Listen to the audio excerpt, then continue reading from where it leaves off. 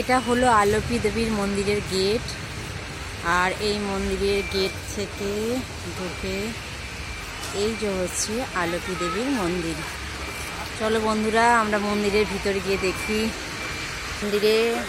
মন্দিরে ঢোকার মুখে এই যে গেটে সব গাছেতে মানত করার জন্য ঢিলি মেতে দিয়ে গেছে সবাই। মন্দিরের ভিতর প্রবেশ করছি।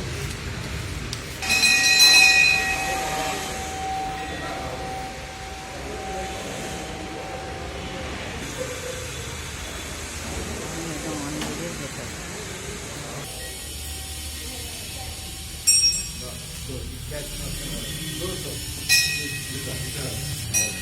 মন্দিরে আছে একটা দোলনা, ওটাই পুজো হয়।